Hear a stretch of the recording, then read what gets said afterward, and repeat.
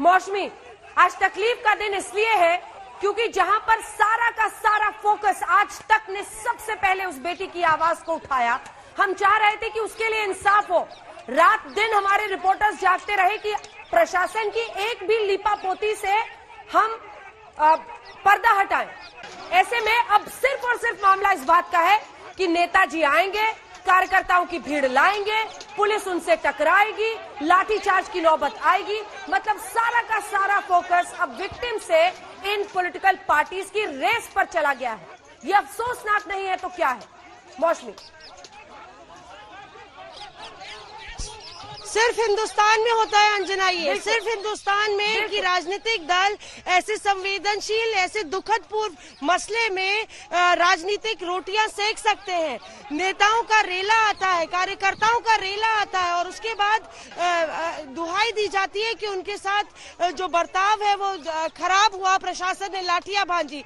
लगातार हमने आज सुबह से देखा समाजवादी पार्टी के कार्यकर्ता पूरे लाव लश्कर के साथ उनके नेता आए। अक्षय यादव, धर्मेंद्र यादव जब आए तो उसके बाद बैरिकेड जो है गिरने की नौबत आ गई और प्रशासन बिल्कुल जो है अनुशासन में लाने के लिए भीड़ को परेशान हो गया। उसके बाद जयंत चौधरी, रालोद के कार्यकर्ता आए और वो लोग बैरिकेड पे खड़े हुए थे। आसपास के तमाम संगठन जो खुद को धर्म के जात पात के ठेकेदार कहते हैं, उनके लोग भी एकत्रित हो गए। पूरी तरह से इस मसले पर सियासत हो रही है।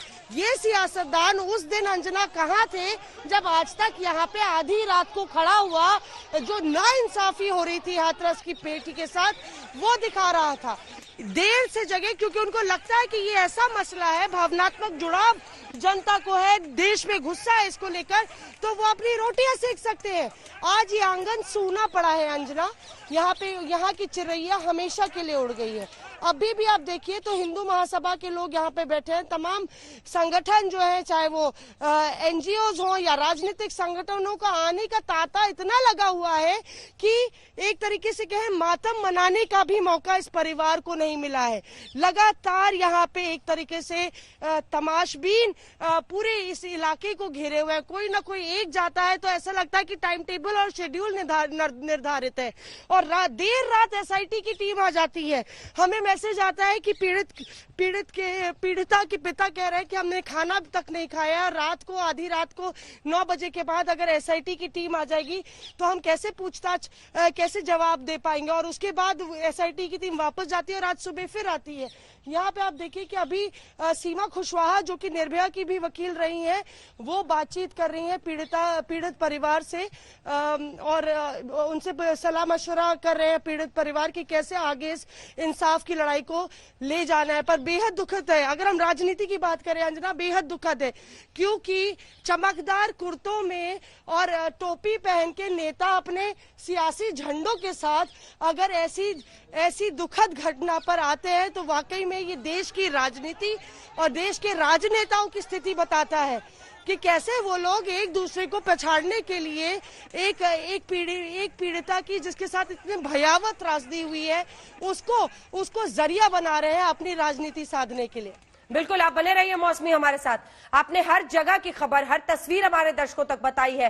पूरे दिन ये जो सियासी रेस चलती रही है, आप भी आशुतोष वहां से जल्दी से जुड़ो, जल्दी से एक रिएक्शन जिसके बाद मैं अन्य मेहमानों के पास जाऊंगी। सवाल यह है कि सारा का सारा फोकस इस वक्त मीडिया का भी उस बच्ची के लिए न्याय पर होना चाहिए।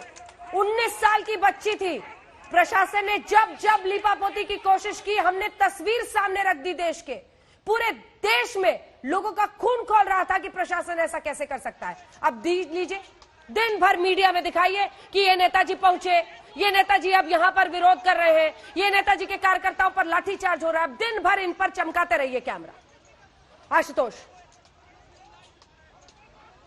आज तक ने अगर वो तस्वीर न दिखाई होती कि कैसे आधी रात को एक शव जिसे अंतिम मुखाग्नि तक नहीं मिली उसे जलाया जा रहा था, तो शायद ये नेता सोते भी रहते। आपने देखा इन बड़े बड़े नेताओं को ट्विटर, व्हाट्सएप से बाहर निकल नहीं पाए, लेकिन जब सच आज तक ने सामने रखा, पूरे देश को जगाया, सिस्टम को जगाया, सरकार को जगाया, तो नेताओं को लगा कि चलिए कैमरा वहां पर है, वहां चलते हैं, वहां अपनी राजनीति सुलगाते हैं। और ये हर राज्य में, किसी भी राज्य में घटना देख लीजिए, बच्चियों के साथ ऐसा होता है, ये अपने दफ्तरों से निकलते तक नहीं है। जब तक कि वहां पर कैमरा ना पहुंचा। और आज भी वही हुआ। हमने जो देखा, लाठीचार्ज की नौबत करनी पड़ी कि सरकार ने यहां तक कह दिया कि ठीक है, जाइए 5-5 करके जाइए, अपनी संवेदना व्यक्त कीजिए, जाइए। लेकिन संवेदनाओं में अंजना, क्या आपने कभी ये देखा है कि किसी बच्ची के गांव के बाहर जिसके साथ इस तरह की विभत्सपूर्ण कारनामा हुआ और उसके बाद से उसका परिवार इंसाफ के लिए भटक रहा हो, वहां पर पॉलिटिकल पार्टी के सपोर्टर जाते हैं, उसके इंसाफ का नारा नहीं, पार्टी के नेता के लिए जिंदाबाद के नारे लगाए जाते हैं।